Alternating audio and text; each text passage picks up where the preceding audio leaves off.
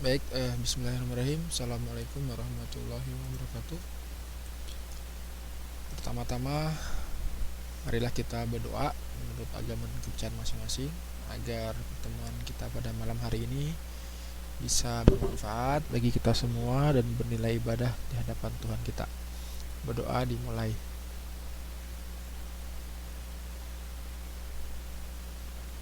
Baik, selesai. Selamat malam semuanya, ibu-ibu sekalian, bapak-bapak sekalian. Di tengah-tengah kesibukan kita, di tengah-tengah aktivitas kita, pada malam hari ini kita masih diberi kesempatan oleh Allah untuk bisa melanjutkan mata kuliah kita, analisis kasus bisnis. Ya, kalau tadi kita melihat hari ini di Taipei itu hujan ya, hujan dari pagi sampai sekarang. Namun alhamdulillah, meskipun cuaca tidak begitu kondusif, kita bisa bersama-sama untuk tetap mencoba mengkaji ilmu pengetahuan, terutama berkaitan dengan analisis kasus bisnis. Sehingga ini adalah sebuah karunia yang luar biasa yang harus sama-sama kita syukuri. Bahkan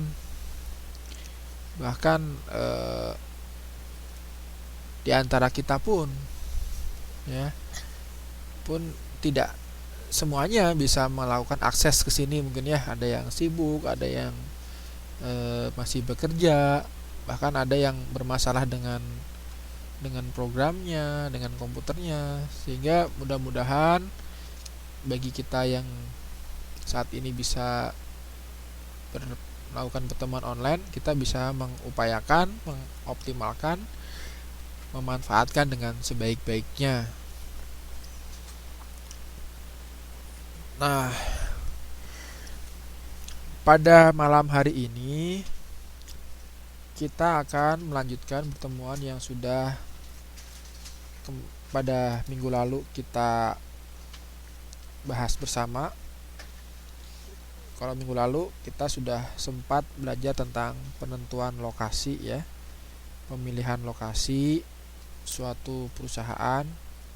Kita menganalisis dengan beberapa pendekatan lokasi untuk menentukan lokasi mana yang strategis, yang baik untuk perusahaan bisnis kita.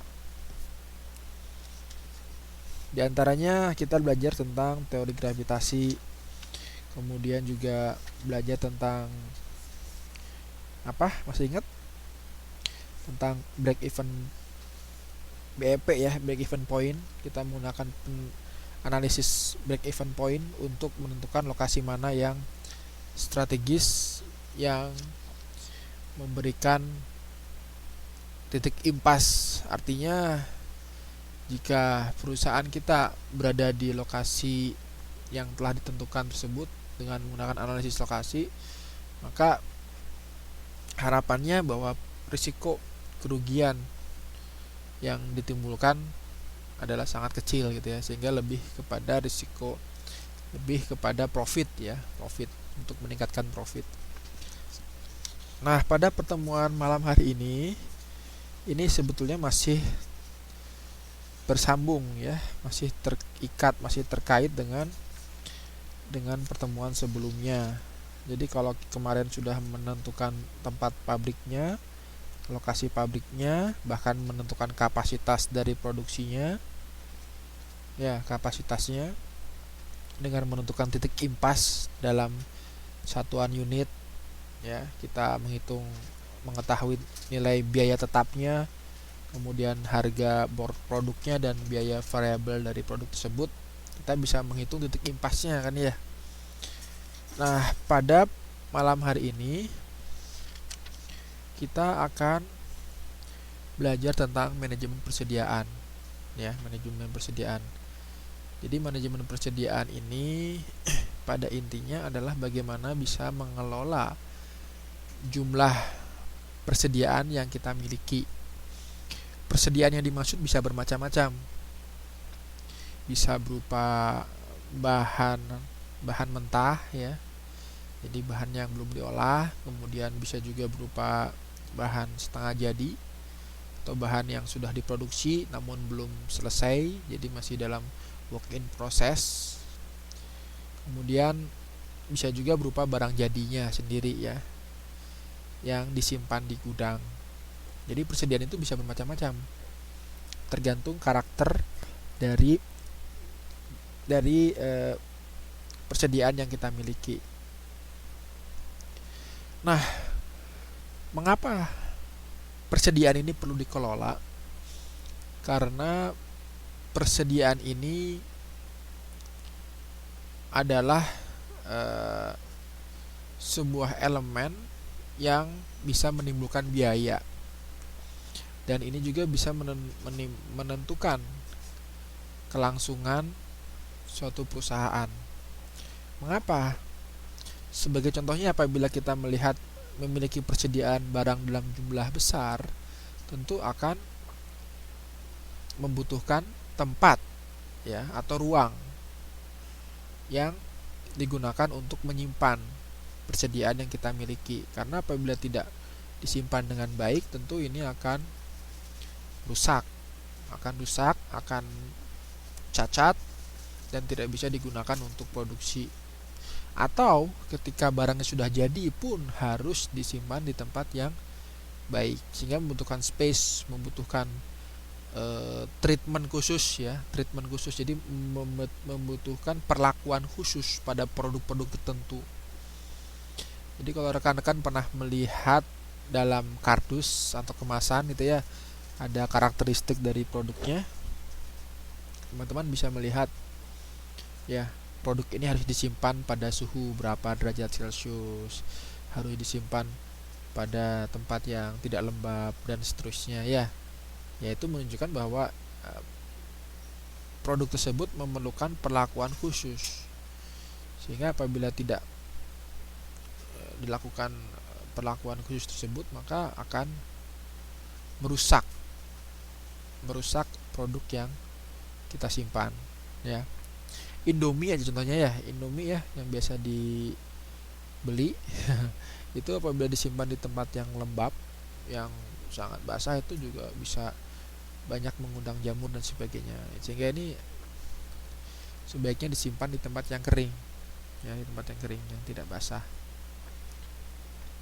Itu kemudian belum lagi produk-produk dalam jenis cairan atau produk-produk kimia, itu juga memerlukan perlakuan yang spesial ya, perlakuan spesial. Atau produk-produk yang sifatnya perishable item. Jadi perishable item itu adalah produk yang memiliki tempo waktu penggunaan yang sangat terbatas ya. Jadi kalau misalnya tidak segera digunakan, tidak segera diberdayakan, maka produk ini akan cepat kadaluarsa ya, kadaluarsa. Kualitasnya akan buruk sekali. Nah, oleh sebab itu manajemen persediaan adalah sebuah keilmuan yang berkembang dari tahun ke tahun gitu ya, bahkan memiliki konsentrasi khusus ya. Bahkan ada juga yang mempelajarinya dari mulai hulu ke hilir.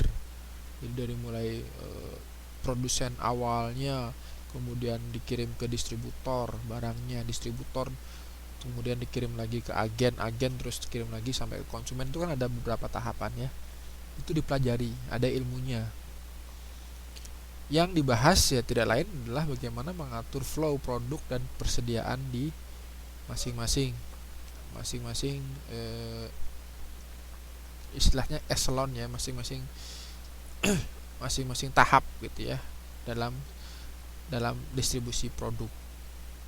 Nah, itu ada treatment yang khusus gitu ya. Nah, tapi pada malam hari ini kita tidak akan membahas secara mendalam ya terkait dengan manajemen persediaan. Kita akan belajar sebuah teori-teori umum, sebuah model-model umum yang bisa kita gunakan untuk mengatasi, menyelesaikan kasus-kasus di bidang manajemen persediaan ya. Tapi tetap dalam prakteknya nanti bisa bermacam-macam tergantung dari jenis perusahaan, jenis produk, dan sistem manajemen yang diterapkan di perusahaan tersebut. Ya. Nah,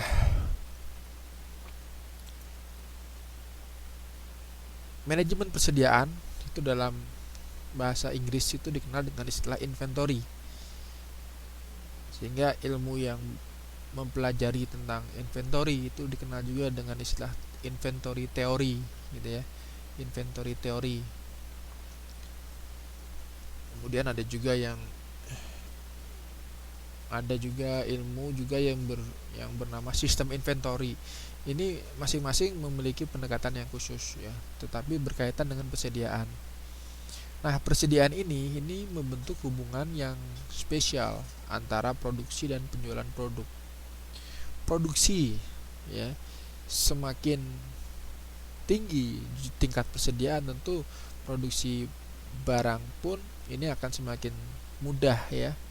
Karena apabila membutuhkan material tertentu itu bisa sangat cepat untuk diperoleh dengan tingkat persediaan yang tinggi.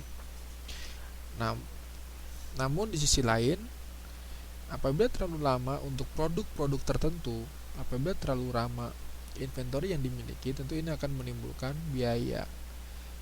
Bisa biaya simpan, bisa juga biaya perawatan, bisa juga biaya untuk pengadaan ya. Itu.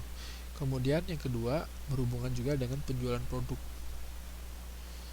Nah, apabila barang atau produk itu sudah selesai diproduksi, dalam beberapa kasus itu tidak langsung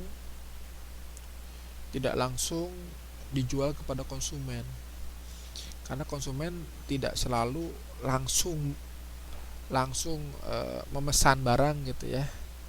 Memesan barang dan langsung membeli, tidak seperti itu. Tergantung sistem yang diterapkan oleh perusahaan. Misalnya apakah ini make to order? Make to order itu artinya perusahaan membuat produk sesuai dengan pesanan, atau make to stock. Make to stock itu membuat untuk stok. Nah, karakternya dari dua ini aja udah berbeda. Jadi kalau yang make to order itu perusahaan itu bergantung pada konsumen. Kalau ada konsumen dia akan mulai produksinya. Tapi kalau tidak ada konsumen, dia tidak akan memulai produksinya karena tidak ada permintaan.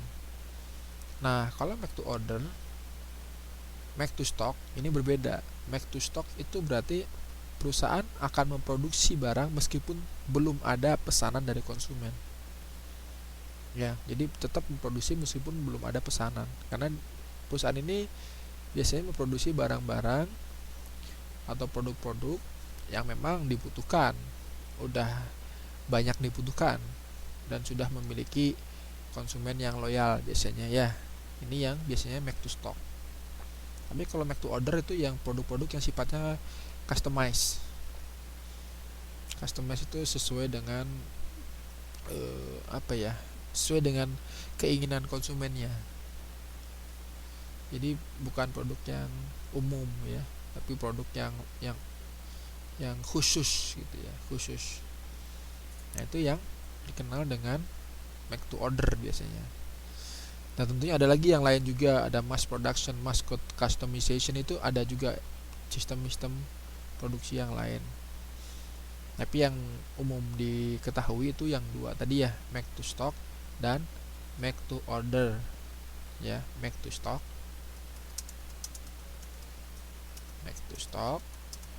terus make to order ya. Tuh. Nah, jadi persediaan itu meliputi bahan baku dan barang dalam proses atau barang setengah jadi ya, atau barang work in process. Kemudian barang jadi ya, barang yang sudah jadi. Nah, ini harus diatur sedemikian rupa. Untuk apa? Untuk meminimasi biaya yang ditimbulkan oleh perusahaan. Nah, di sini persoalan persediaan ini sangat menarik. Karena kita bisa lihat dari dua sisi. Yang pertama, jika persediaan terlalu tinggi, maka biaya penyimpanannya akan tinggi ya. Betul ya? Dia harus untuk menyediakan space untuk menyimpan persediaan yang dimiliki oleh perusahaan. Bisa harus menyewa gudang baru, menambah lahan dan seterusnya. Ini membutuhkan investasi yang sangat besar. Kemudian jika persediaan terlalu tinggi, maka biaya bunga juga tinggi ya. Karena investasi itu biasanya tidak dari modal sendiri, bisa dari pinjaman, bisa juga dari modal asing ya. Kalaupun dari modal sendiri, tentu opportunity cost-nya akan tinggi. Biaya untuk kesempatan yang lain itu lebih tinggi ya. Nah, biaya pemeliharaan dari space-nya juga tinggi, dan kemungkinan kerusakan dari produk-produk yang dimiliki atau barang-barang yang disimpan itu pun akan semakin besar ya, seiring dengan bertambahnya waktu ya, yang akhirnya bisa memperkecil keuntungan perusahaan ya, ketika banyak produk-produk yang cacat atau mengalami defek ya, kerusakan gitu ya. Itu juga akan menimbulkan kerugian bagi perusahaan. Nah, ini jika persediaannya terlalu tinggi. Nah, bagaimana jika persediaan terlalu kecil atau terlalu rendah? Maka proses produksinya akan terganggu. Jadi berbanding terbalik ya. Kenapa terganggu? Karena bisa jadi ketika proses produksi berjalan, tiba-tiba membutuhkan material tertentu, material yang dibutuhkan tidak tersedia atau stoknya habis, tentu produksi itu akan berhenti sampai material yang dibutuhkan itu tersedia ya. Ini akan menghambat proses produksi. Kalau terlalu kecil, penjualan bisa turun. Kenapa? Produknya nggak ada, permintaan konsumen tidak bisa terpenuhi. Dampaknya bisa menurunkan market share, pangsa pasar ya, penguasaan pasarnya akan berkurang. Mungkin perusahaan lain sebagai kompetitor kita mampu memenuhi konsumen, maka konsumen kita akan loyal kepada perusahaan lain. Ini bisa menjadi persoalan baru bagi perusahaan. Laba pun bisa turun karena konsumen untuk memperoleh produk yang diinginkan itu sangat lama ya. Akhirnya dia beralih ke produk yang lain. Ini banyak terjadi ya, contoh-contohnya. Barangkali pernah membeli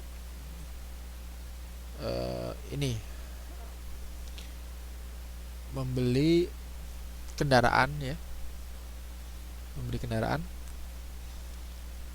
di showroom, baik itu motor atau mobil. Kita datang ke dealer, kita datang ke showroom, kita butuh motor, misalnya motor baru, motor merek tertentu ya. Ternyata pihak showroomnya Anda harus pesan, Anda harus inden dulu gitu ya. Indennya ini cukup lama, bisa sampai 6 bulan. Wah, ini terlalu lama kadang-kadang ya. Nah, akibatnya Anda pasti akan kecewa kan ya. Karena kenapa? Karena Anda tidak bisa mendapatkan produk atau kendaraan yang Anda inginkan. Nah, apa yang Anda lakukan? Yang pertama, bagi konsumen yang loyal mungkin Anda akan menunggu, tapi sangat lama, 6 bulan.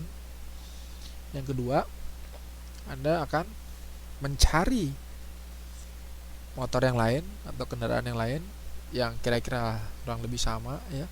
Yang ketiga, mungkin Anda mencari ke showroom lain yang meskipun harganya lebih mahal tapi bisa mendapatkan barang atau produk yang sama, maka dia akan bersedia untuk membelinya gitu ya. Tuh ya. Nah, ini sebuah fenomena yang umum terjadi di sekitar kita. Sehingga bagaimana memanage persediaan ini sangat penting.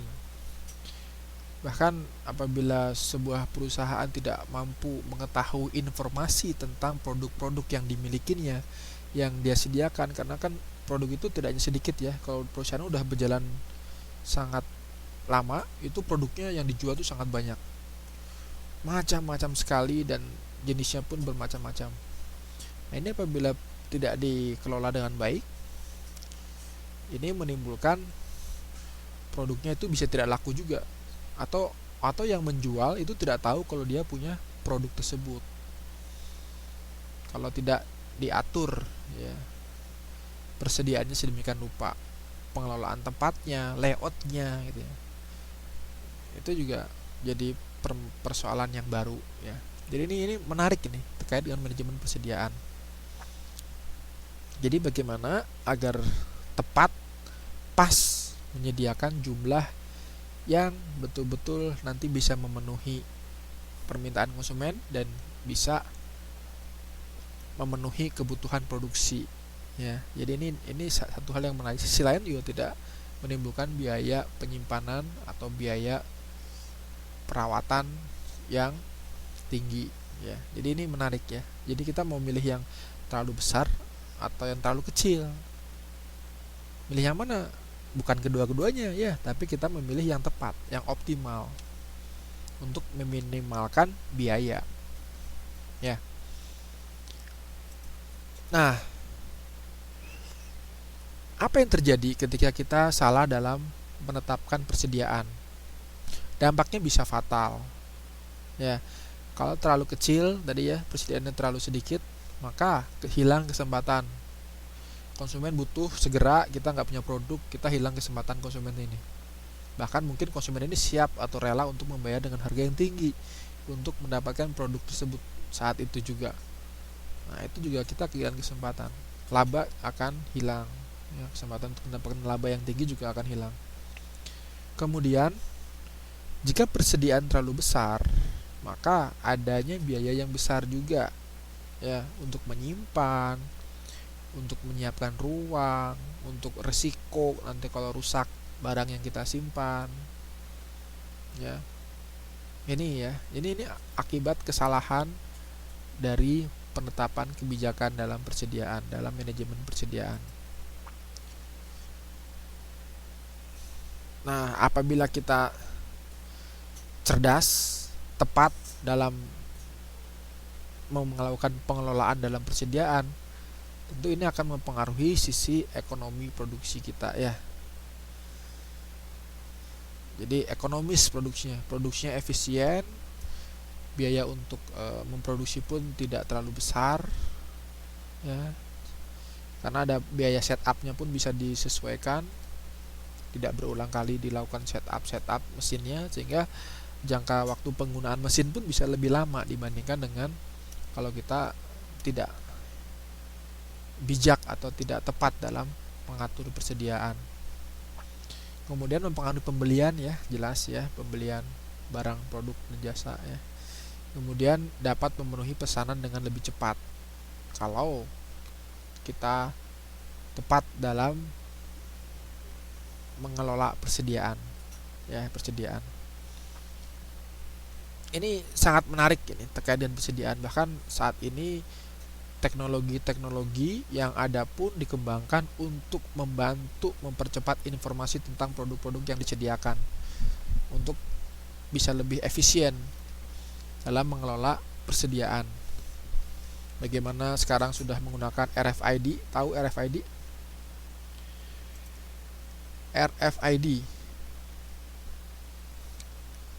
RFID itu adalah radio frequency identification, ya. Jadi menggunakan gelombang radio untuk mengidentifikasi suatu produk atau suatu item tertentu. Identification.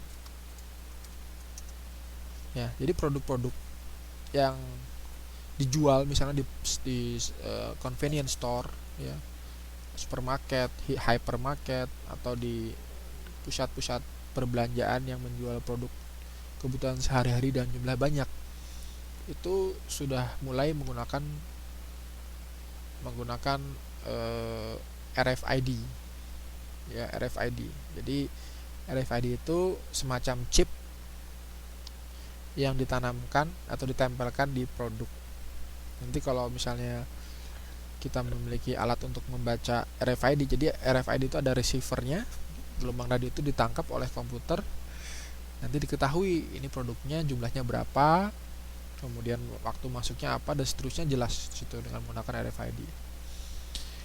Kalau persediaan terlalu kecil, nah ini pertanyaan ya dari Bu Sri Untari. Kalau persediaan terlalu kecil, kemungkinan memperoleh laba tidak begitu banyak, Pak. Iya, karena yang kita jual sedikit.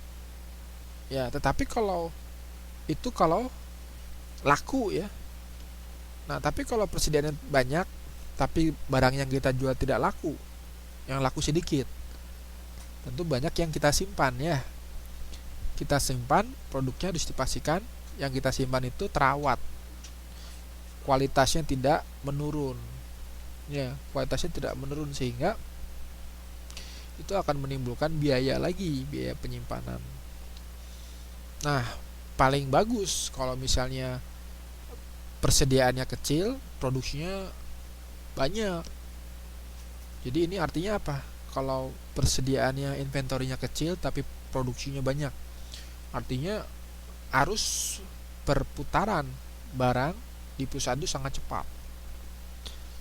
Jadi ada istilah turnover ya. Turnover itu menunjukkan bagaimana arus keluar masuk barang itu terjadi di perusahaan. Jadi kalau turnovernya tinggi, ini bagus. Ya, untuk biasanya relatif bagus gitu ya. Jadi inventornya kecil.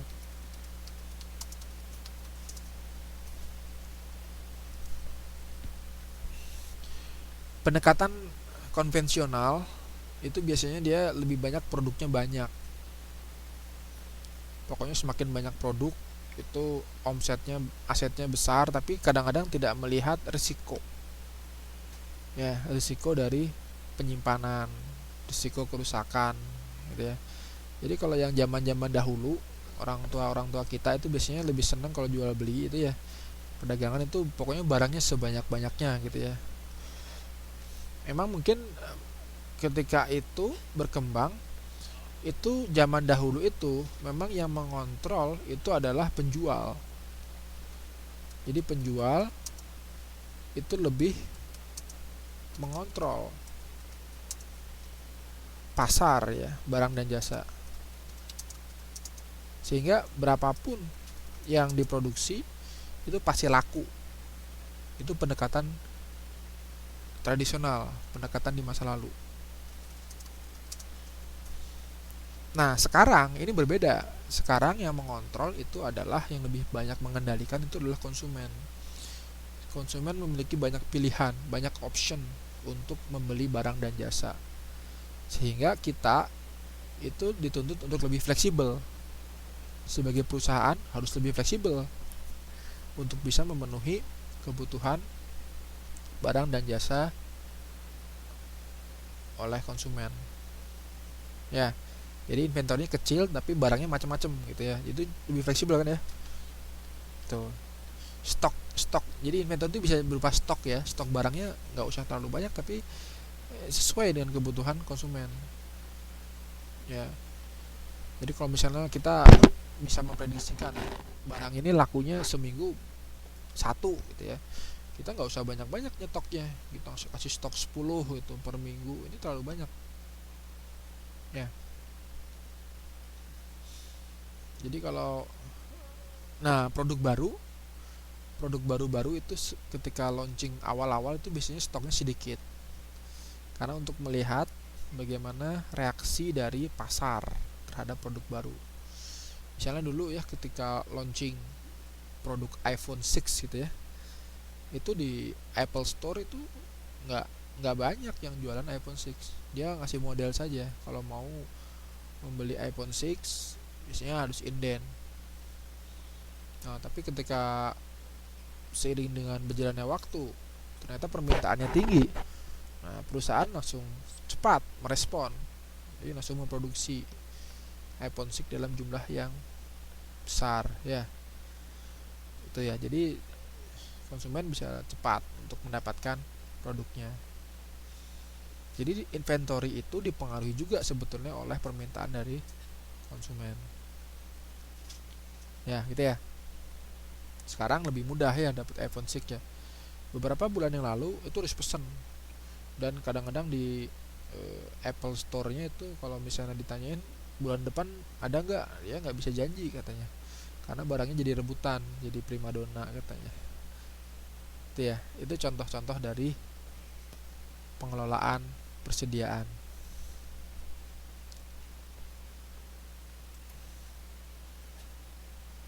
Nah, ini kerugian ya kalau ada persediaan. Jadi ada biaya penyimpanan, ada biaya pemindahan barang, kan kadang-kadang harus dipindahkan ya, digeser.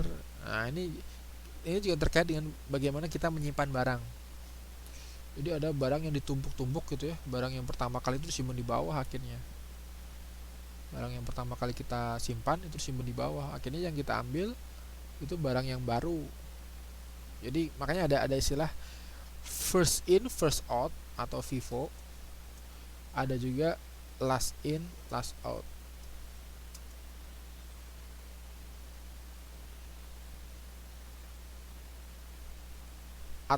Atau bukan last in, first in last out.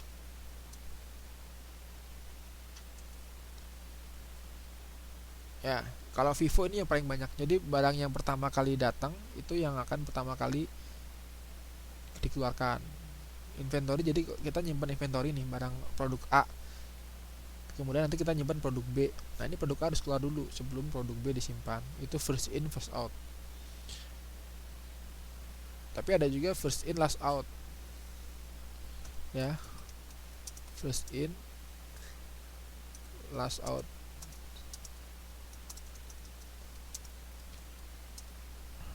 Jadi ini barang produk pertama ini keluarnya terakhir. Karena barangnya biasanya ditumpuk ya, ditumpuk simpan di bawah. Ada ini.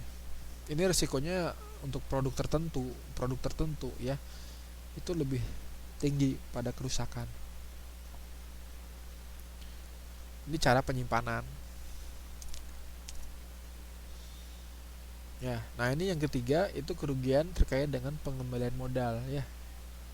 Pengembalian modal yang tertanam dalam bentuk persediaan. Jadi proses pengembalian modalnya pun bisa lama ya, bisa lama.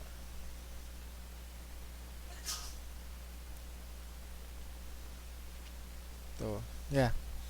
Ada yang tanyakan sampai di sini?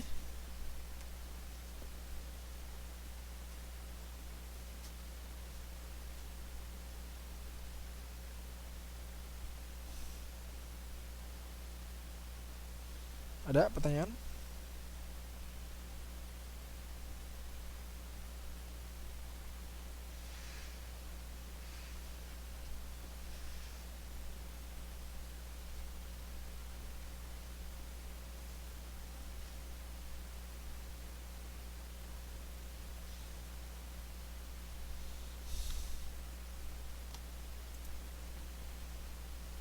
Nah, dalam mengelola persediaan atau manajemen inventory ya, itu fokusnya tuh di mana sih kita itu? Gimana sih caranya kita bisa menyediakan produk, barang dan persediaan itu dengan jumlah yang tepat dalam waktu yang tepat. Nah, pada umumnya kita mencoba untuk menjawab 3 pertanyaan ini ya. Pertanyaan yang pertama adalah berapa banyak produk yang harus kita pesan pada waktu tertentu ya. Jadi kita kan untuk memproduksi kita perlu memesan material ya. Material apa saja yang digunakan untuk proses produksi. Nah, kita harus menentukan kira-kira berapa banyak sih material yang harus kita pesan kepada supplier, kepada pemasok. Itu berapa banyak dan kapan. Nah, kapan ya? Karena waktu pengiriman misalnya ya, waktu mereka memenuhi permintaan kita pun itu bisa berbeda-beda. Jadi ada order time, waktu pemesanan ya. Oleh sebab itu pertanyaan pertama yang harus kita jawab adalah berapa jumlahnya dan kapan kita memesan ya. Kebayang? Misal produknya material yang kita butuhkan itu material yang sangat langka karena kita memproduksi produk elektronik dengan teknologi tinggi ya. Material untuk produksinya itu sangat sangat sulit karena membutuhkan karakteristik yang tertentu ya, yang sangat presisi. Nah, ketika kita pesan bulan ini itu belum tentu minggu depan langsung dikirim oleh supplier. Jadi dikirimnya minggu atau bulan depan ya, bukan minggu depan tapi bulan depan. Nah, kita mengetahui informasi terkait ini ya. Kemudian kita juga mengetahui kira-kira permintaan dari konsumen kita. Konsumen kita butuh barang yang kita produksi itu kapan? Oh, ternyata 2 bulan lagi. Ya berarti sekarang harus cepat-cepat pesan. Jangan sampai pesannya bulan depan. Karena kita harus memproduksi ya, ada butuh waktu untuk memproduksi. Nanti kalau kita telat dalam memesan, tentu kita tidak bisa memenuhi kebutuhan permintaan konsumen pada waktunya. Atau kita pesannya kemarin-kemarin, beberapa bulan yang lalu. Ini terlalu jauh. Ya. Kalau terlalu jauh tentu material yang sudah kita pesan ini bisa cacat ya, risiko cacat, risiko rusak gitu ya. Nah, ini harus dipertimbangkan. Sehingga pertanyaan pertama yang harus dijawab adalah berapa banyak yang harus dipesan pada waktu tersebut dan kapan ya. Kemudian yang kedua adalah berapa banyak jenis persediaan yang harus disimpan.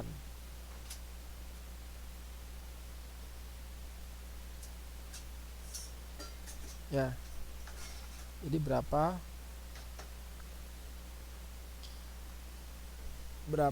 banyak jenis persediaan yang harus disimpan. Ini berkaitan dengan nanti berapa jumlah ya, jumlah kapasitas yang kita miliki ya di tempat penyimpanan.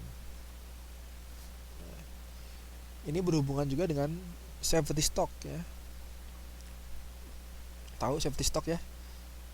Stok aman gitu. Stok aman. Ini untuk membuffer biasanya kalau ada permintaan produk-produk yang sifatnya mendesak, yang seasonal, itu kita harus siap sedia, yang tidak bisa kita prediksi. Misalnya konsumen reguler biasanya membutuhkan 10 barang gitu ya per minggu. Namun ketika ada event tertentu itu membutuhkan 15. Wah, berarti kita harus punya safety stock itu setidaknya 5 biar bisa memenuhi 15. Safety stocknya 5 ya. Safety stock. Safety stock ini yang biasa digunakan di perusahaan-perusahaan ya, di retailer itu punya safety stock sebenarnya. Jadi safety stock ini kadang-kadang disimpan di tempat pajangan juga, dalam rak yang dipajang gitu ya. Itu juga safety stock. Nah, kalau rekan-rekan semua main ke supermarket ya, kita beli produk itu di rak-rak itu ya. Itu kan jumlahnya banyak ya. Itu termasuk safety stock biasanya. Nah, barang inventorinya itu disimpan di gudangnya, jadi tidak terlihat. Simpan di ruang khusus atau dikenal dengan back order. Ya, back room namanya. Back room itu ruang penyimpanan di belakang yang tidak terlihat oleh konsumen. Ini untuk menyimpan inventory biasanya. Kalau back order itu pesan kembali ke konsumen apabila terjadi komplain ya. Nah, kemudian yang ketiga, kapan ya sebaiknya persediaan dipesan, itu ya nomor 1 sama ya. Nah, ketiga pertanyaan ini itu kita jawab, kita tentukan menjadi decision variable kita, variabel keputusan kita. Untuk apa? Tujuannya untuk apa? Tujuannya adalah menyediakan persediaan yang dibutuhkan untuk menyokong operasi atau produksi kita dengan biaya yang minimum. Gitu ya. Bayang? Jadi kita bisa menentukan berapa jumlah yang kita pesan, kapan, juga bisa menentukan berapa jenis persediaan yang harus disimpan. Ya. Kita bisa menentukan itu semua. Tapi tujuannya untuk apa? Untuk meminimumkan biaya yang dibutuhkan. Ya, meminimasi cost. Ya. Itu ya. Nah, biaya apa saja nih dalam persediaan? Secara garis besar ada 3. Yang pertama adalah biaya pemesanan, itu ordering cost atau procurement cost. Procurement, ordering biaya pesan, procurement biaya pengadaannya. Itu apa? Biaya pemesanan itu adalah biaya yang dikeluarkan sehubungan dengan kegiatan pemesanan bahan atau barang, sejak dari penempatan pemesanan sampai tersedianya barang di gudang. Jadi dari mulai barang itu masih di konsumen sampai kita terima di gudang kita, ya, itu biaya-biaya yang terlibat di situ itu kita masukkan semuanya menjadi biaya pemesanan.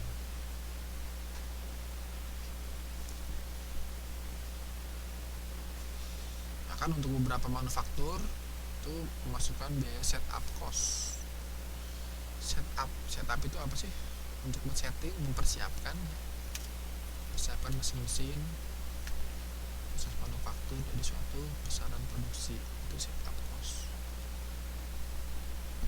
Ya, setup cost itu namanya.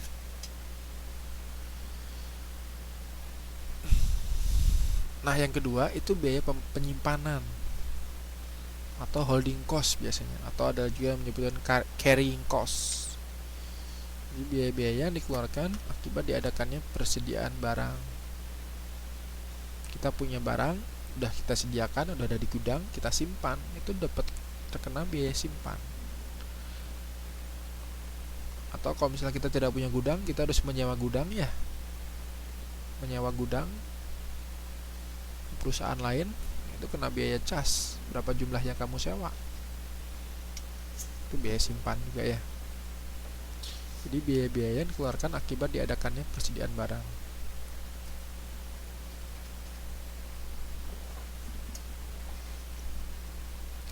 Biasanya hitungannya itu bisa dari persentase, ya, dari harga barang. Misalnya 2% itu kena biaya simpan. Atau rupiah per unit barang gitu, ya. Itu juga biaya simpan.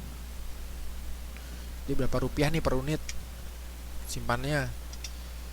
Ya, simpannya kalau 10 unit itu berapa rupiah, kalau 20 unit berapa rupiah, itu kan gitu, ya, ditentukan oleh jumlah unitnya. Kemudian yang ketiga adalah biaya kekurangan persediaan. Nah, ini terjadi ketika konsumen butuh, kita nggak bisa memenuhi, atau kita memproduksi ternyata bahan mentahnya tidak tersedia. Ini kena biaya shortage cost atau kekurangan persediaan, atau stock out cost. Jadi biaya yang timbul sebagai akibat tidak tersedianya barang pada waktu diperlukan. Dalamnya juga bisa jadi opportunity cost yang masuk ke dalam biaya kekurangan persediaan. Ternyata menimbulkan biaya juga kalau tidak bisa memenuhi barang material pada waktu yang diperlukan. Contoh sederhana, ya, kita memproduksi barang dengan menggunakan mesin yang khusus, ya, dan untuk menggunakan mesin khusus tersebut itu membutuhkan operator yang terampil, yang khusus juga keahliannya, ya, tidak sembarangan. Ketika proses produksi berjalan, tiba-tiba material untuk memproduksinya itu habis. Akhirnya mereka harus menunggu, para operator itu harus menunggu, dan mereka tetap mendapatkan upah, ya, meskipun sedang menunggu. Nah, ini kan suatu biaya ya yang tidak kita harapkan. Harapannya kan mereka digaji, mereka dibayar ketika melakukan proses produksi, bukan ketika menunggu. Nah, ini menimbulkan biaya yang tidak kita prediksi, yaitu biaya kekurangan persediaan.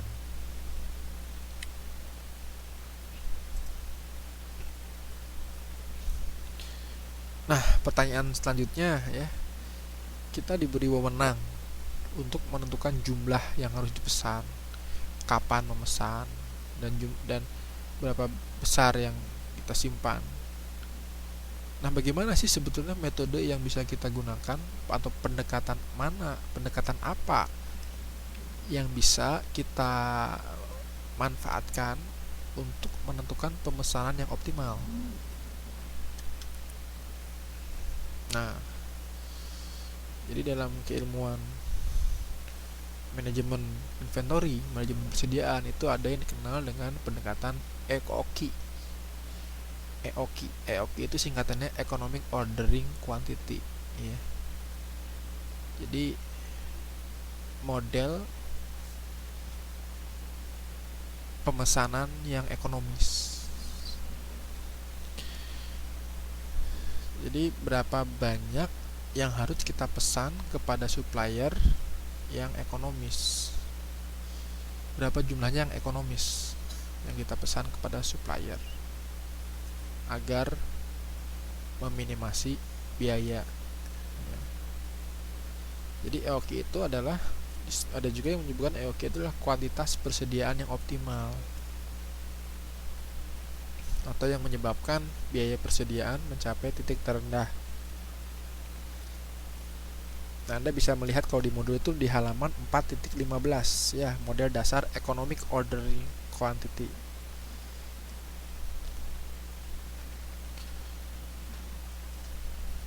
Ya. Nah, ini ada asumsi-asumsi yang harus diperhatikan dalam menggunakan model EOQ.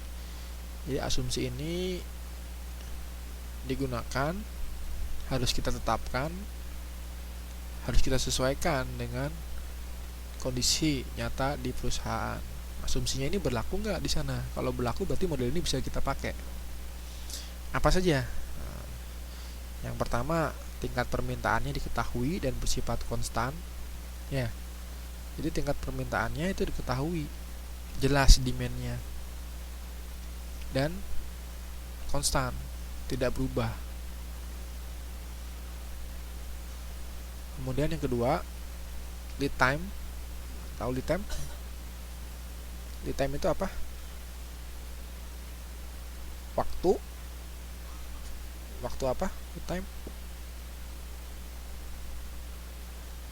Time itu adalah waktu sampai barangnya kita terima ya. Itu lead time. Misalnya kita pesan sekarang sampai minggu depan, berarti lead time-nya seminggu gitu ya. Lead time itu. Lead time-nya diketahui dan bersifat konstan juga. Lead time, saya tuliskan sini ya di chatting box. Lead time.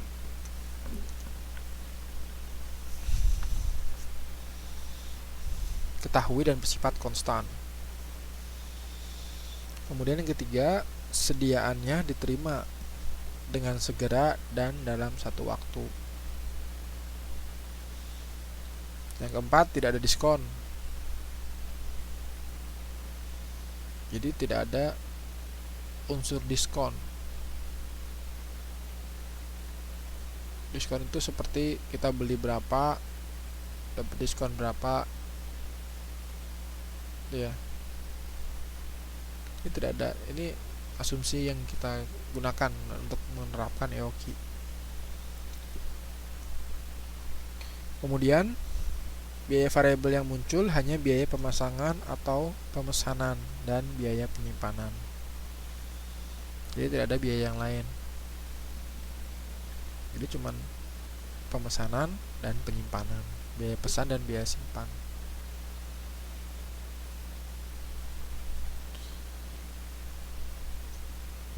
Dan yang keenam, itu keadaan kehabisan stok itu dapat dihindari apabila pemesanan dilakukan pada waktu yang tepat. Ya, ini ya emang yang kita inginkan ya. Jangan sampai kita pesan itu terlambat sehingga terjadi kekurangan stok.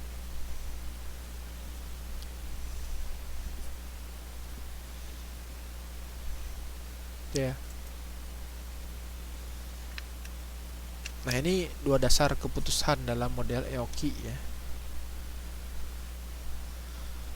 Jadi ada istilahnya replenishment cycle, berkaitan dengan berapa jumlah bahan mentah yang harus dipesan pada saat tersebut dan perlu dibeli kembali, itu kapan, replenishment cycle namanya. Kemudian reorder point, menentukan reorder point, waktu pemesanan ya. Jadi replenishment itu misalnya berapa kali dalam periode tertentu, misalnya dalam setahun kita pesan berapa kali, mau 2 kali, 3 kali, 4 kali gitu ya. Terus kapan waktunya dan jumlahnya ya. Jadi pertama berapa jumlahnya, yang kedua kapan. Ini dua putusan dasar dalam menggunakan model EOKI. Ini rumus EOKI ya.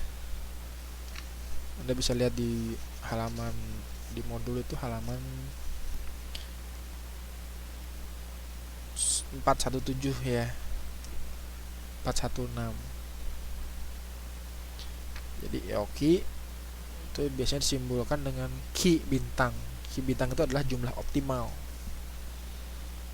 Ki itu jumlah barang setiap pemesanan, ada Ki bintang. Jadi Ki bintang itu yang optimal. Jadi EOKI itu biasanya Ki bintang. Itu sama dengan akar dari 2D kali S bagi H. D itu apa? Permintaan tahunan barang sediaan, demand-nya berapa. D itu S itu setiap biaya pemesanannya ya, setiap kali pesan. H itu biaya penyimpanan per unit per tahun.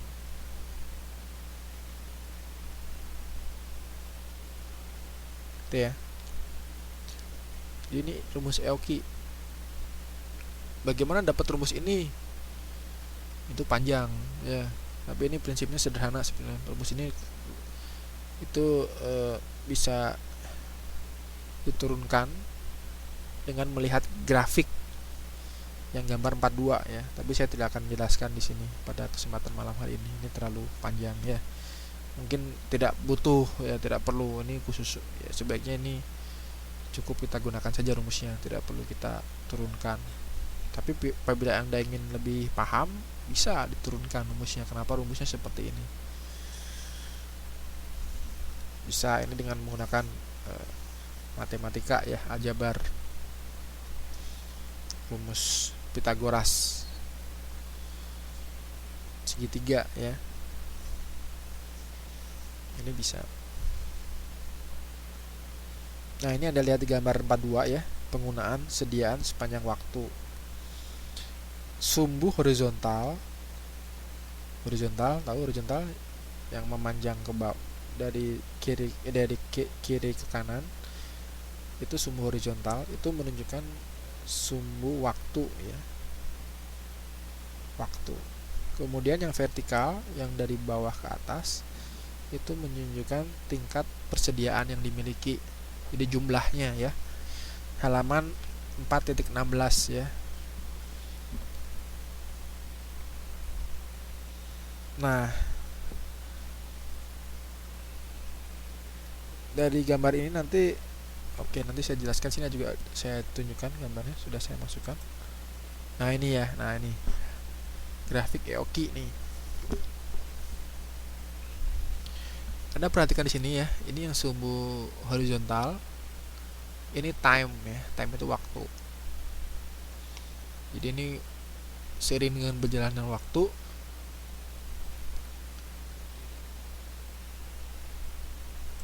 nah ini saya gambarkan ya, laser pointer. Ini waktu ya. Ini waktu. Kemudian ini itu jumlah inventory ya, sumbu vertikalnya jumlah inventory. Kemudian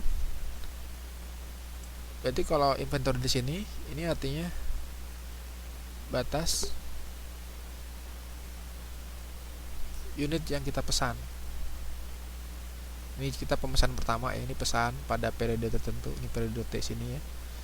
Itu kita pesan sejumlah key. Ya. Dan di sini juga ada safety stock. Nah, ini safety stock jumlahnya sebesar ini ya. 10 misalnya, contoh di sini ya, 10 misalnya. Jadi ini jumlah yang harus selalu kita miliki. Ya, 10 nih ya. Jumlah yang harus selalu kita miliki, ini safety stock. Jadi ini cadangan ya, jumlah cadangan. Key-nya 346 unit nih contohnya ya. Nah, setiap hari ini barangnya setiap hari barangnya akan jumlahnya berkurang, menurun. Berarti jumlah berkurang kenapa? Karena terjadi proses transaksi jual beli ya. Transaksi jual beli. Jadi diambil oleh konsumen misalnya, atau terjadi proses produksi. Ya, proses produksi. Jadi barang materialnya itu tiap hari itu digunakan untuk proses produksi. Jadi berkurang secara konstan. Makanya grafiknya seperti ini, turun ya. Nah, ini garisnya turun.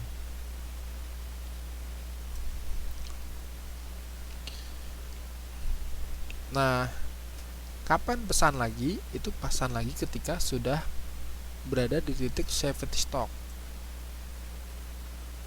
Ini. Ketika berada di titik safety stock, kita pesan lagi sehingga ini akan naik lagi. Nah, pesan ketika berada di safety stock ini terjadi ketika lead time-nya itu sama dengan 0. Ya. Jadi tidak ada waktu menunggu, waktu untuk mendatangkan material, mendatangkan produk ke perusahaan kita. Itu kita bisa pesan langsung ketika safety stock-nya 0. Tapi ketika lead time-nya itu beberapa hari misalnya ya, maka kita harus pesan sebelum persediaannya berada pada titik safety stock ya.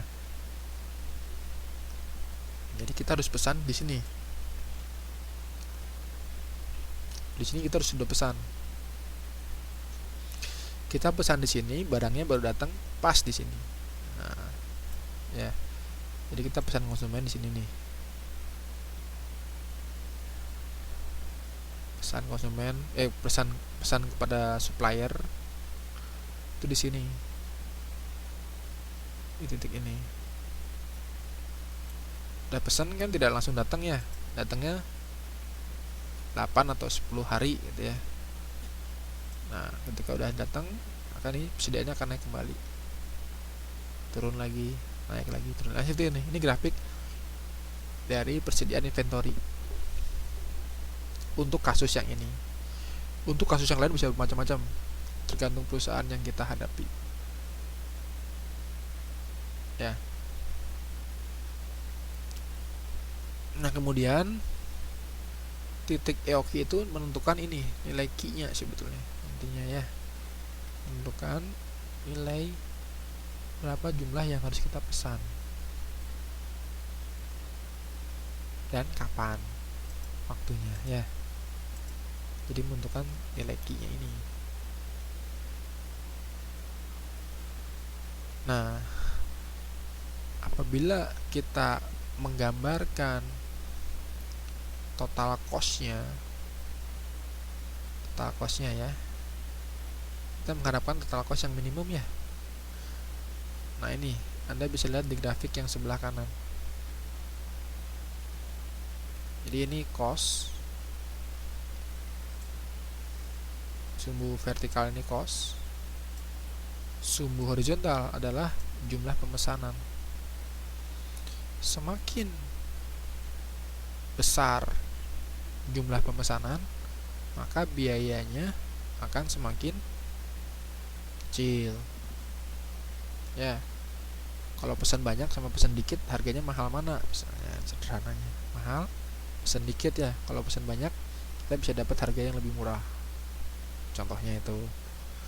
Atau pengirimannya kan bisa sekaligus tuh. Kalau banyak sekaligus, tidak perlu kena biaya pengiriman. Misalnya, ada kan yang gitu ya. Nah, makanya ordering cost itu akan grafiknya seperti ini.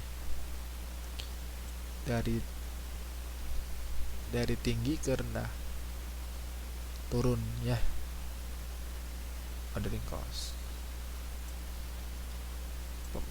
cost pemesanan. Tapi kalau cost penyimpanan, holding cost, itu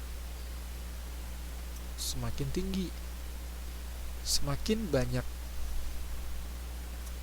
inventory kita, maka biaya simpannya akan semakin tinggi. Ya, oleh sebab itu kita harus menentukan titik di mana biaya, ya, total cost itu berarti biaya ordering cost ditambah dengan biaya carrying cost. Ini total cost ya.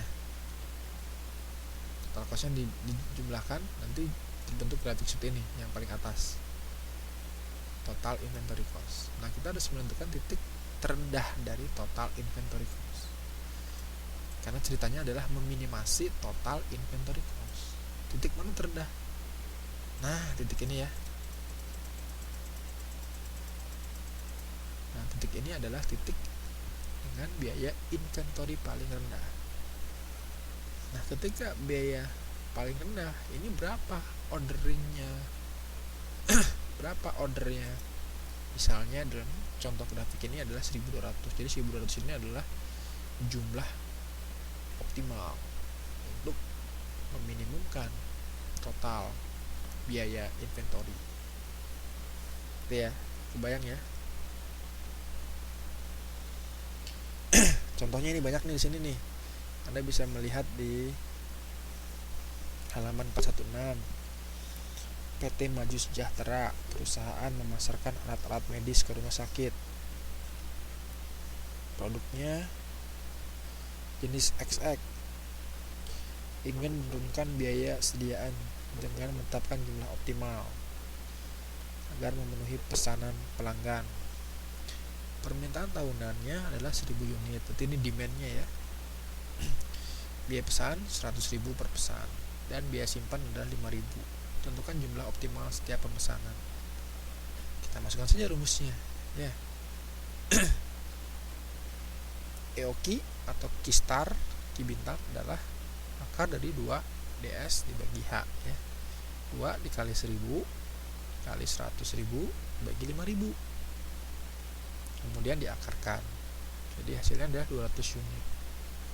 Anda bisa menggambar grafiknya ini. Jadi Anda bisa menggambar grafiknya. Grafik dari contoh di halaman 4.17 ya. Contoh ini bisa digambarkan grafiknya. Pesannya berapa, demand-nya gitu ya, bisa digambar grafiknya. Nah, setelah kita mengetahui berapa jumlah optimalnya, kita juga bisa mengetahui jumlah optimal setiap pemesanan. Jadi setahun kita harus pesan 200. Nah, 200 ini kita pesannya berapa sih? Gitu ya. Terus berapa kali sih kita untuk memenuhi pesan 200 ini? Nah, ini bisa dihitung dengan jumlah pemesanan dalam 1 tahun atau N itu sama dengan permintaan dibagi jumlah unit yang dipesan. Ya. Jadi jumlah yang diminta berapa? 1000. Kita pesannya setiap kali pesan 200, berarti berapa kali pesan? 1000 dibagi 200 berapa kali? 5 kali ya. Jadi 5 kali pemesanannya.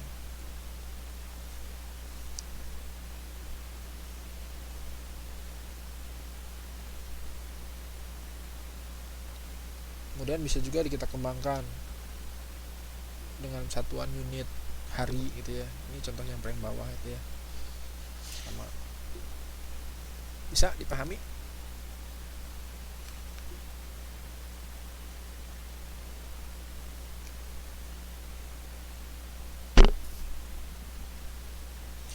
Nah, kemudian titik yang penting adalah dalam EOQ ini adalah titik pemesanan ulang atau reorder point.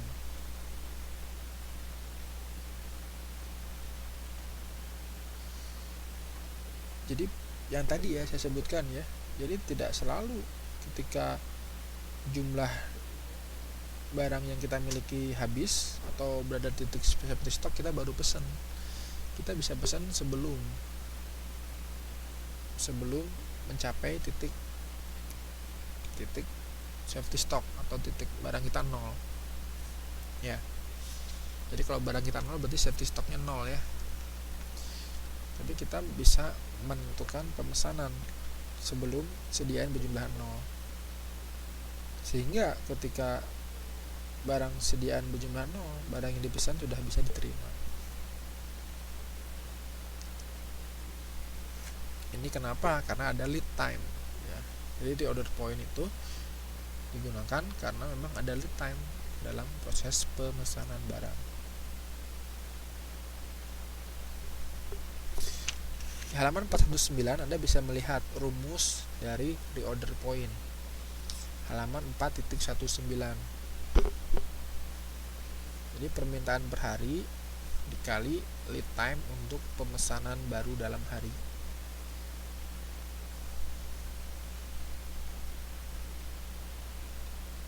Dan permintaan per hari D kecil itu dapat dicari dengan membagi permintaan tahunan dengan jumlah hari kerja per tahun.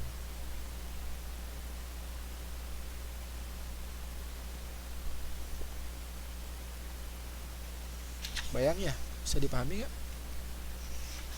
Nah, contoh yang tadi ya, dengan PT Maju Sejahtera dengan permintaan tahunan sebesar 1000 unit. Jadi demand-nya 1000 unit. Kemudian pengirimannya ternyata membutuhkan waktu 5 hari. Maka perhitungan titik pemesanan ulang adalah sebagai berikut. Jadi kebutuhan per hari dibagi dengan jumlah hari kerja per tahun. Pertama kita hitung dulu ininya ya, permintaan per harinya.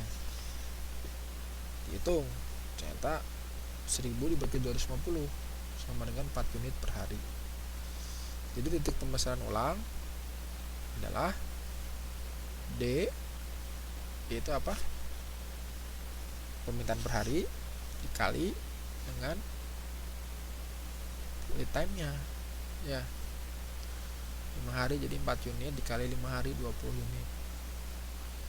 Jadi ketika tingkat persediaan turun menjadi 20 unit, maka perusahaan harus buruan pesan, harus melakukan pemesanan kepada supplier. Karena apa? Karena pesanan tersebut akan tiba dalam waktu 5 hari. Bayang?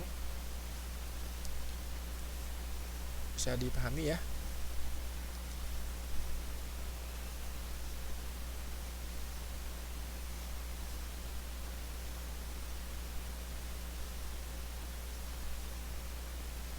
Jadi ngitungnya konsepnya kita hitung dulu permintaan harian.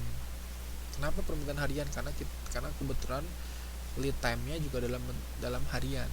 Kalau misalnya lead time-nya bulanan, kita tentukan permintaan per bulan. Ya, bisa gitu ya. Jadi ini kita hitung dulu permintaan per harinya.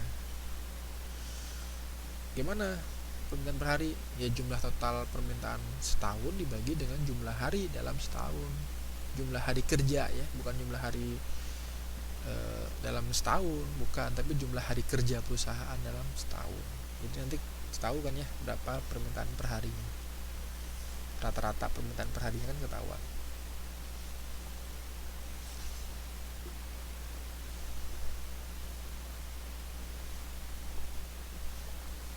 Kemudian rata-rata per hari ketahuan, kita tahu informasi kalau kita pesan ini berapa hari nyampainya gitu ya. Oh, nyampainya 5 hari, berarti selama 5 hari ini kita harus punya cadangan kan, istilahnya gitu ya. Berapa? 4 dikali 5, 20 unit. Jadi 20 unit itu kita cadangan kita. Pas kita pesan, kita tetap bisa memenuhi konsumen karena kita punya cadangan 20 unit gitu ya.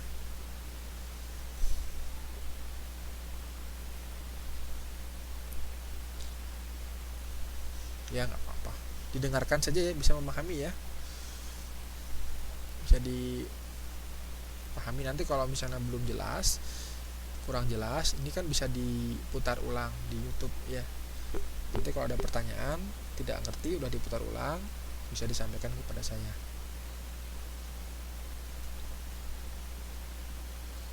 Nah, metode yang lain selain EOQ itu adalah metode EPQ ya, Economic Production Quantity. Ini ada di modul ya, saya belum masukkan ke slide, jadi Anda perlu membaca di modul, tapi saya jelaskan di sini ya. Jadi modul ini mengasumsikan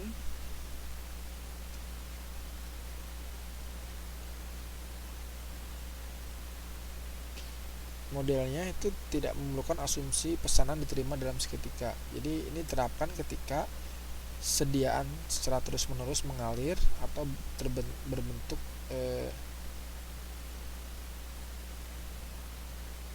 jadi ini sederhananya, ini penjelasannya mungkin agak panjang.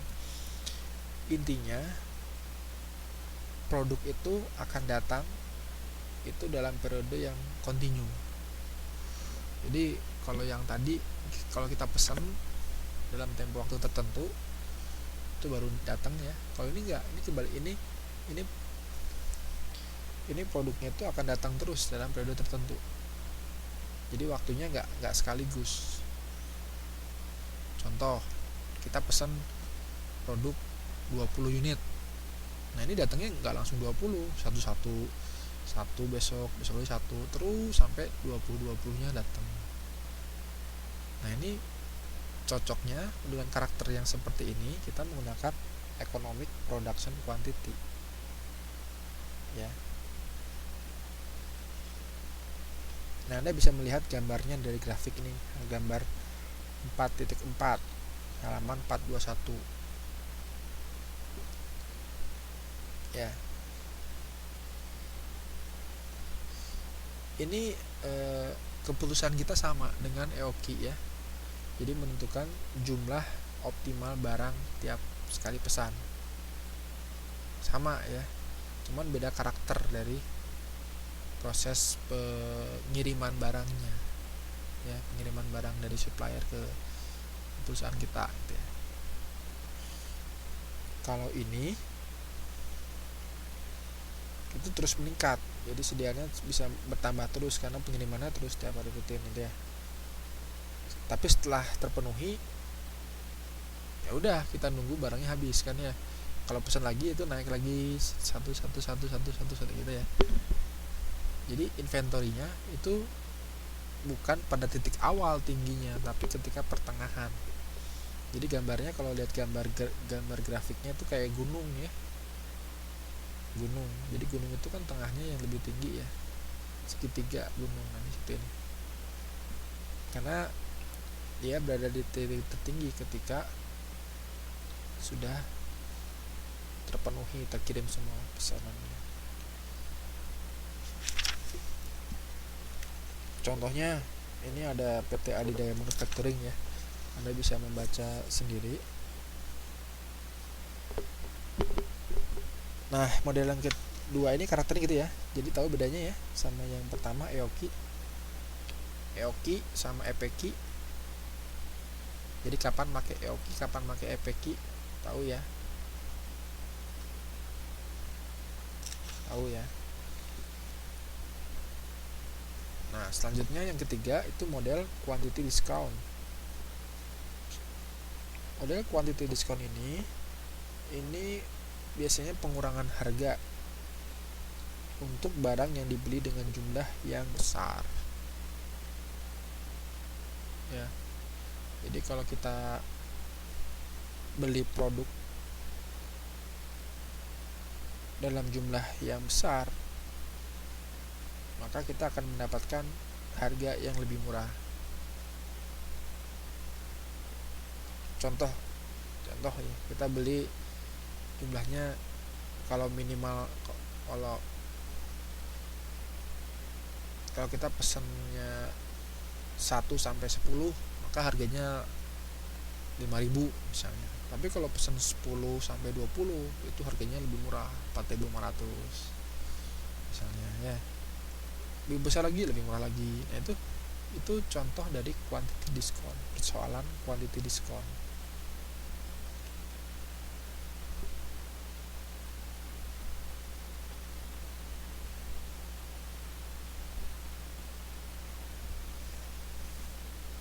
Nanti kan kita bingung ya, apakah kita harus pesan sekaligus dengan jumlah besar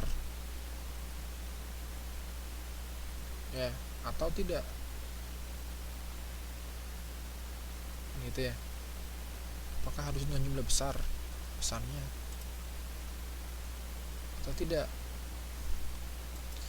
Kalau kita besar pesannya, kita untung karena harganya murah, tapi kita akan menimbulkan biaya inventory.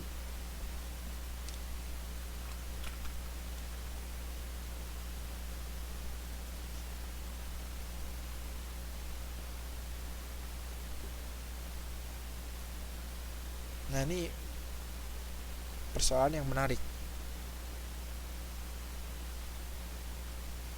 dalam kasus quantity discount.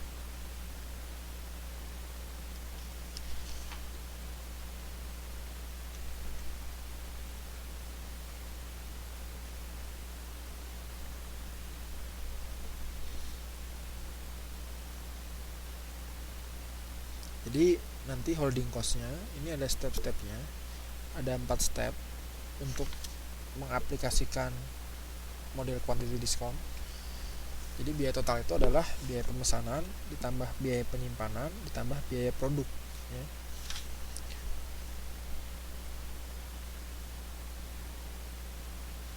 Jadi ada harga per unit.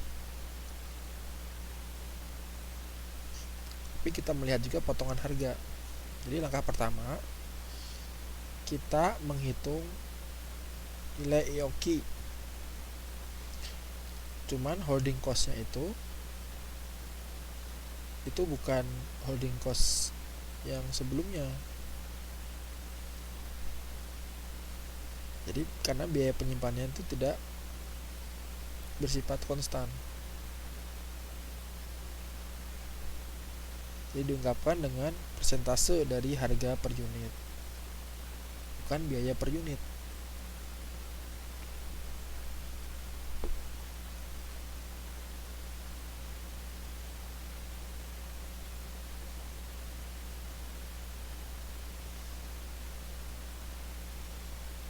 Kemudian langkah kedua,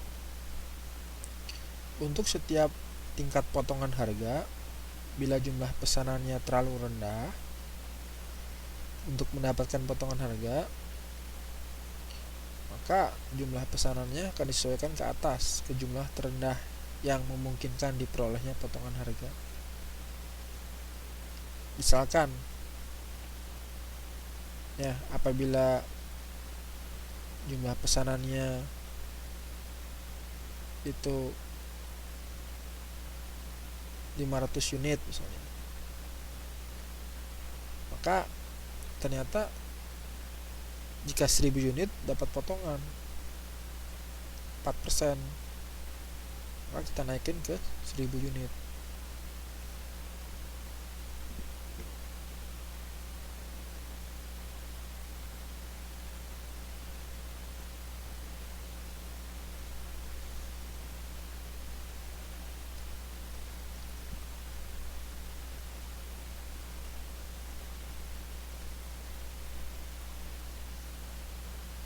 Ini contohnya ya, Anda lebih paham. Untuk memahami lebih jauh, Anda bisa melihat contohnya pada halaman 4.25. Ya, PT Raja Wali Sakti membuat stok untuk item AN1 ya. Nah, ini listnya ada tabel ya. Jadi ada list jumlah kuantitas unit dengan diskon tertentu dan harga diskon tertentu. Biaya pesanannya juga ada 490.000 per pesanan dan permintaan tahunannya 5.000 unit. Biaya penyimpanan persediaan dalam persentase terhadap biaya adalah 20% atau 0,2. Berapa banyak jumlah pesanan yang dapat meminimalkan biaya persediaan total? Jadi kita tuliskan saja informasi yang dimiliki ya. Delta permintaan berapa? 5.000 ya. Demandnya 5.000. Kemudian nilai S biaya pemesanannya 490.000. Kemudian I nya 0,2 ya. Kemudian P1 itu harga untuk kuantitas diskon yang pertama itu 50.000, yang kedua 48.000, yang ketiga 47.500. Lalu kita hitung berapa nilai unitnya.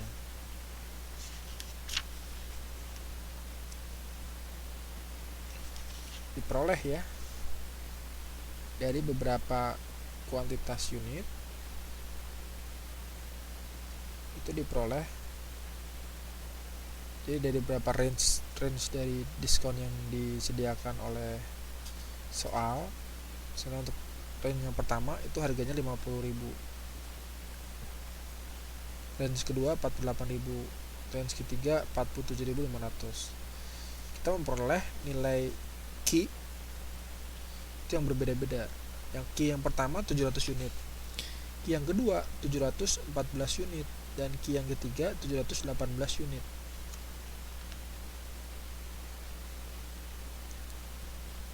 Nah, kemudian kita cek nih. Jadi masing-masing key ini kita cek terkait rentangnya.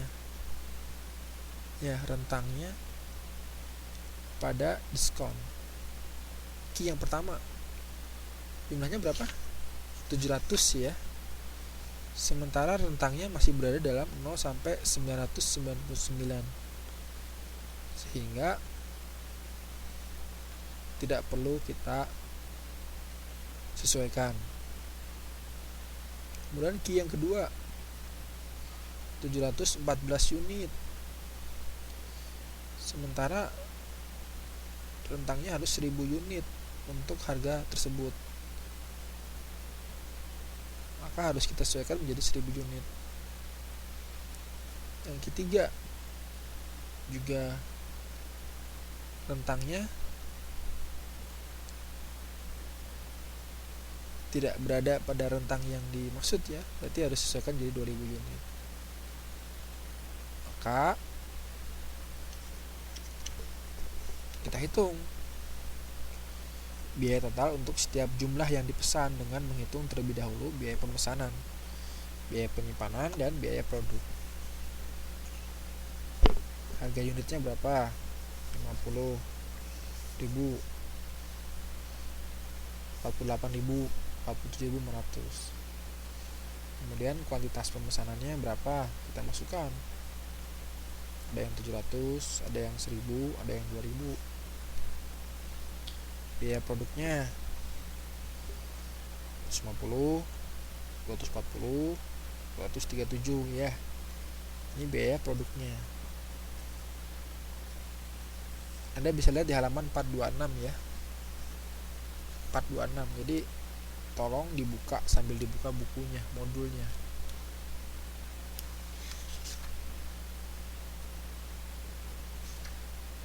Udah? Oke. Biaya pemesanan ini juga berbeda ya. Ketika di 1.500, 2.450, 1.225.000. Biaya simpan juga berbeda, dan biaya total. Nah, ini jadi dihitung semua, ditambahkan biaya produk ditambah biaya pesan tambah biaya simpan, itu adalah biaya total.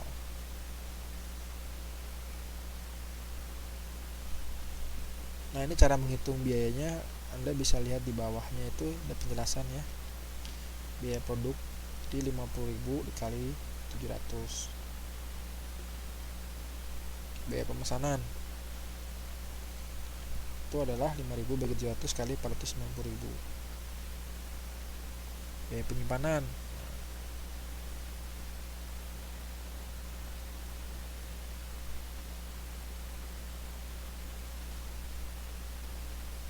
nah setelah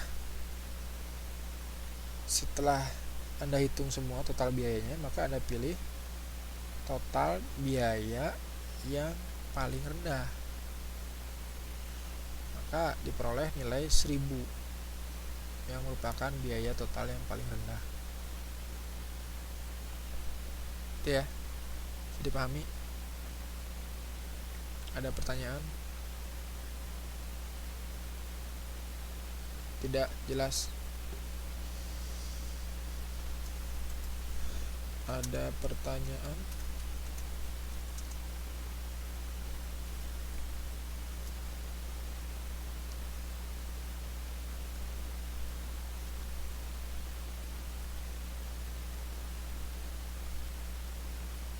Jelas? Ada pertanyaan?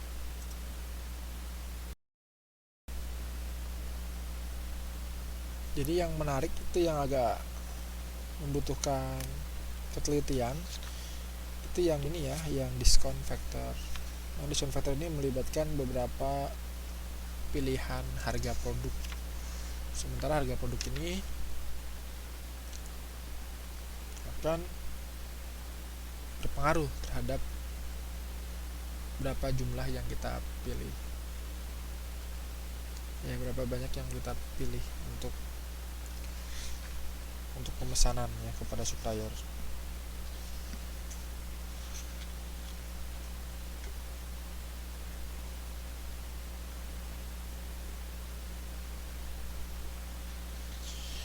Nah, sebagai latihan, Anda kerjakan yang nomor 3 ya. Nomor 3, PT Indo Sejahtera.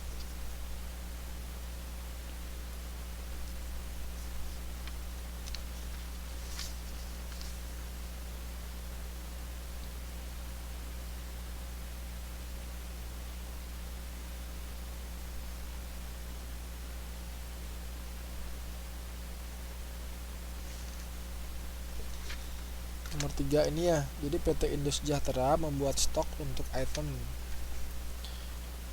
CJ221 dan ada potongan harganya mengikuti tabel ini. Biaya pesannya 500.000 per pemesanan dan permintaan tahunannya 7.000. Ini dijadikan PR saja ya, jadi PR. Jadi nanti dikerjakan ketika perkuliahan ini sudah berakhir ya. Jadi PR-nya saya tuliskan saja ya.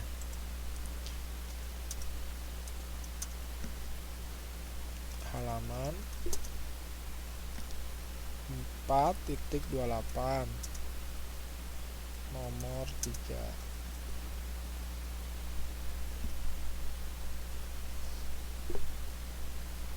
PT Indo Sejahtera.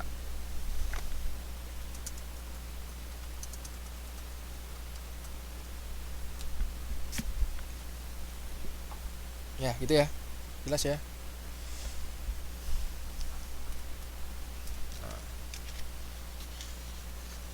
Nanti dikerjakannya ya mirip dengan yang ini ya, contoh yang tadi yang saya jelaskan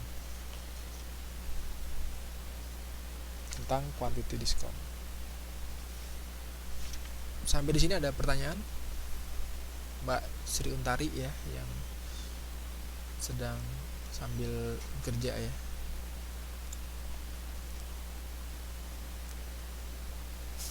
Ada pertanyaan, Mbak? Ada. Apa itu, Pak? Ada apa? Ya Pak, apa pertanyaannya Mbak?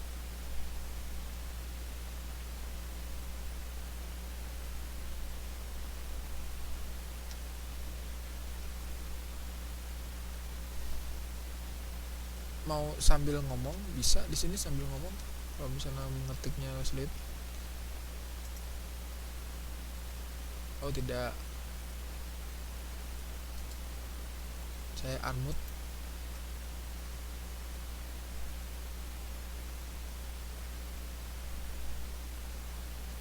Bisa. Tidak ada ya, tidak ada pertanyaan ya.